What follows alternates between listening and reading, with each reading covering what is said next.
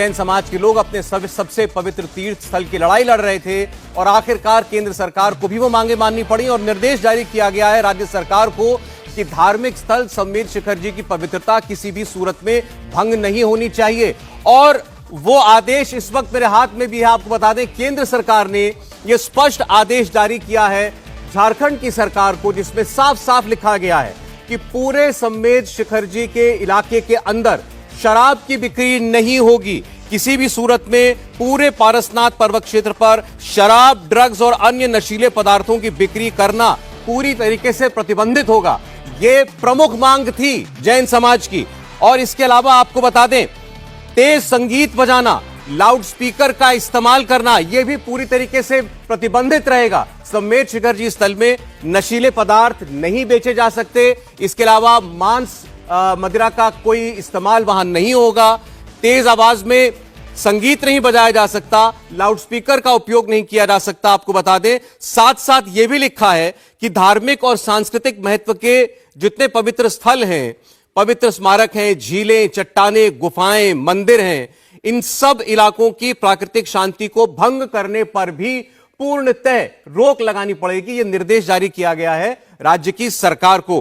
पालतू जानवरों के साथ वहां जाने पर पूरी तरीके से बैन होगा। इसके अलावा एक और मांग जो थी जैन समुदाय की कि लोग वहां आएंगे, पिकनिक स्पॉट बन जाएगा और इससे वहां की पवित्रता को नुकसान पहुंचेगा, उसका भी निर्देश केंद्र ने जारी किया है। और यह कहा है कि पारसनाथ पर्वत क्षेत्र पर कैंपिंग और ट्रेकिंग आदि की अनुमति नहीं होगी। तो यानी वहां कोई ऐसी पिकनिक नहीं मनाई जाएगी। कोई पिकनिक स्पॉट जो है उसको ना समझे, वो एक तीर्थ स्थल है, जैन समुदाय का सबसे पवित्र तीर्थ स्थल है। आप सोचें, हमारे जैन भाई जो हैं, भाई बहनें, उनकी जो मान्यताएं हैं, 24 तीर्थंकर जिनको वो पूजते हैं, मानते हैं, उनमें से 20 को वहां मोक्ष प्राप्त हुआ, ऐसी धारणा है। उस पवित्र स्थल को लेकर के भारत सरकार के पर्यावरण, वन और जलवायु मंत्रालय ने यह आदेश जारी किया है और यह राज्य सरकार को जारी किया गया है। जैसा मैंने आपको बताया, सभी प्रकार की नशीले पदार्थों पर की बिक्री पर पूर्णतः प्रतिबंध लगाया जाएगा। इसके अलावा कोई वहां तेज संगीत नहीं बज सकता, कोई लाउड स्पीकर नहीं बज सकता, शांति भंग नहीं हो सकती,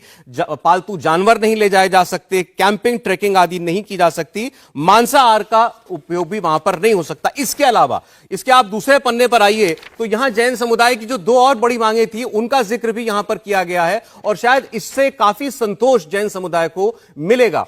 इसमें साफ साफ लिखा गया है कि जो 2019 की अधिसूचना थी, जिसके मुताबिक केंद्र सरकार ने इस पूरे पर्वतीय इलाके को इको सेंसिटिव जोन घोषित किया था और दरअसल ये राज्य सरकार की सिफारिश पर किया गया था केंद्र के द्वारा 2019 में, उसके खंड 3 के सारे प्रावधानों पर तत्काल रूप से रोक लगा दी है केंद्र की सरकार ने। और यह स्पष्ट मांग थी जैन समुदाय की, जिसको अक्षरशः मानते हुए खंड 3 के उस अधिसूचना के सभी प्रावधानों पर पूरी तरीके से रोक लगा दी। इसका मतलब यह है कि इसके अंतर्गत आने वाली सभी पर्यटन और इको टूरिज्म की गतिविधियां बंद हो जाएंगी।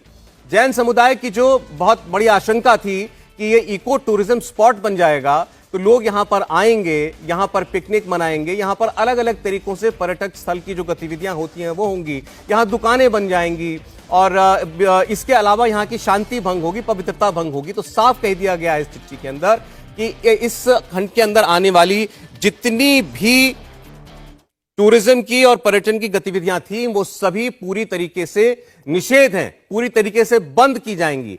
और आखिरी पैराग्राफ में एक और महत्वपूर्ण निर्देश राज्य सरकार को, झारखंड की सरकार को केंद्र की सरकार ने दिया है, वो ये है कि एक निगरानी समिति बनाई जाएगी।